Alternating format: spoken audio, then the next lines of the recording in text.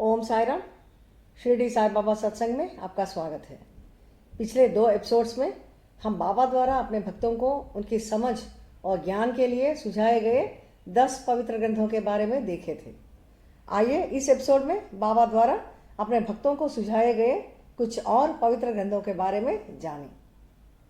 11वां पवित्र ग्रंथ श्रीमद् भागवत।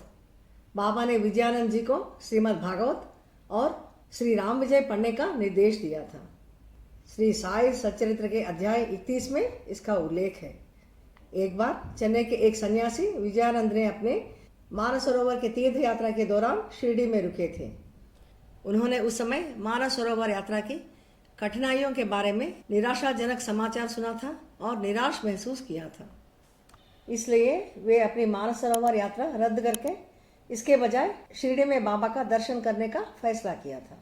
बाबा सर्वांतर्यामी हैं। इन सब विषयों के बारे में जानने वाले बाबा पहले बहुत क्रोधित थे और उन्हें मस्जिद में नहीं आने दिए। वे द्वारका माई के बाहर बैठकर वहाँ के कार्यकलापों को देखने लगे। ऐसे ही 2 दिन बीत जाने के बावजूद बाबा ने उनको अनुमति नहीं दिया। इतने में विजयानंद जी को चेन्नई से एक चिट्ठी आती है। इससे उनको पता चलता है कि उनकी माँ बहुत बीमार है और वे बहुत चिंतित हो जाते हैं। यह जानने वाले बाबा उनसे यह कहते हैं कि तुम एक सन्यास हो, तुम्हें इन सब बंधनों से दूर रहना चाहिए। और बाबा ने उन्हें शांत, सतर्क और सांसारिक बंधनों से दूर रहने का निर्देश दिया। बाबा उनसे यह भी कहते हैं कि सांसारिक संपत्तियां केवल क्षणिक हैं और शारीरिक क्षय की अनिवार्यता पर जोर देते हैं। इसके बाद बाबा ने विजयानंद जी को लगातार 3 सप्ताह तक श्रीमद् भागवत का अध्ययन करने का निर्देश दिया, जिसे सप्ताह पारायण के रूप में जाना जाता है। बाबा का उद्देश्य उनके दुख को कम करना और अशांत मन की शांति प्रदान करना था। सर्वांतर्यामी बाबा विजयानंद जी के भविष्य के बारे में जानने वाले बाबा उनके मृत्यु की निकटता को जानते हुए उन्हें श्री राम विजय पढ़ने का भी निर्देश दिया, जिसके बारे में यह कहा जाता है कि यह मृत्यु के देवता को प्रसन्न करता है। बाबा के निर्देशानुसार वे लेंडीबाग जाकर एकांत स्थान पर बैठकर इस पवित्र ग्रंथ का 2 पारायण पूरा करते हैं और तीसरा सप्ताह पारायण नहीं कर सकते और थकावट महसूस करने लगते हैं और वाड़ा में जाकर अपना अंतिम श्वास छोड़ते हैं। यह कहा गया है कि बाबा के मार्गदर्शन से वे मोक्ष प्राप्त करते हैं। बाबा का 12वां सुझाव राजा राम उच्चारण करना। साईं बाबा ने श्रीमती खापरडे जी को आध्यात्मिक अभ्यास के रूप में राजा राम का जाप करने का निर्देश दिया। इस विषय का उल्लेख हम श्री साई सच्चरित्र के अध्याय 27 में देख सकते हैं। श्रीमती खापरडे जी हर दिन बड़ी प्रेम और भक्ति के साथ बाबा के लिए भोजन नैवेद्य के रूप में लेकर आती थी और बाबा इसे बड़ी प्यार से स्वीकार करते थे।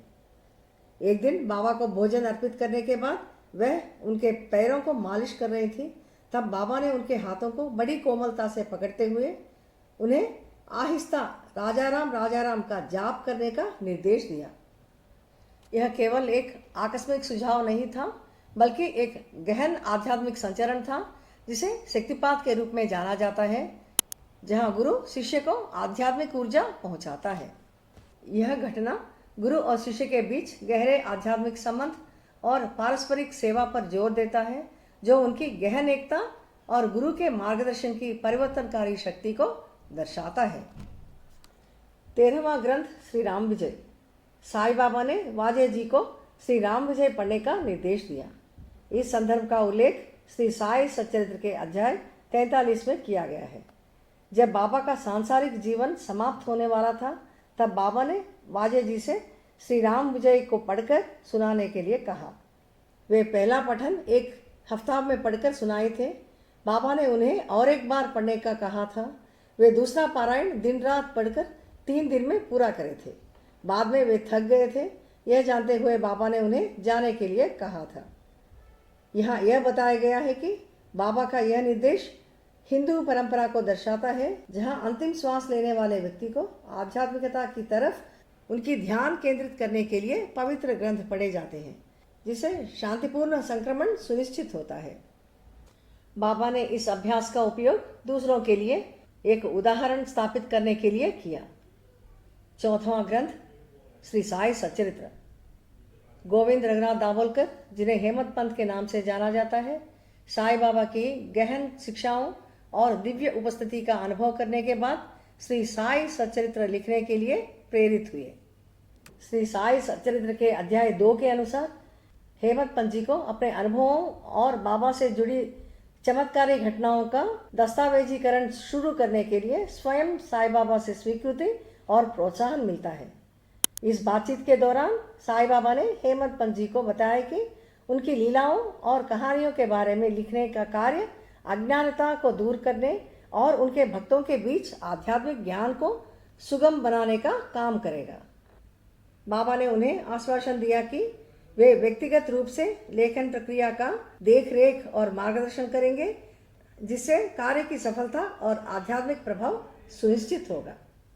बाबा के शब्द हेमंत पंत जी के लिए निर्देश थे, जो इन कथाओं की परिवर्तनकारी शक्ति पर जोर देते हैं, भक्ति और विश्वास को बढ़ावा देते हैं, पाठकों को आत्म साक्षात्कार और आनंद की ओर ले जाते हैं।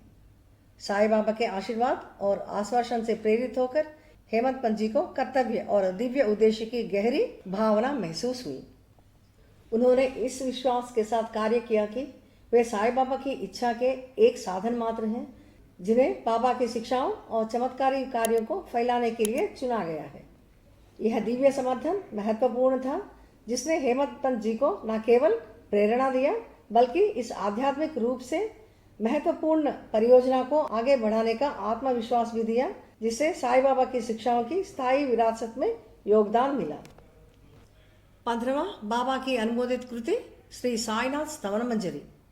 दासगण महाराज जी श्री साईनाथ स्तवन मंजरी लिखे थे। साईं बाबा के समर्पित भक्त दासगण महाराज जी को 1914 से शिरडी में श्री रामनवमी के महोत्सव के दौरान कीर्तन करने की स्थायी जिम्मेदारी दी गई थी।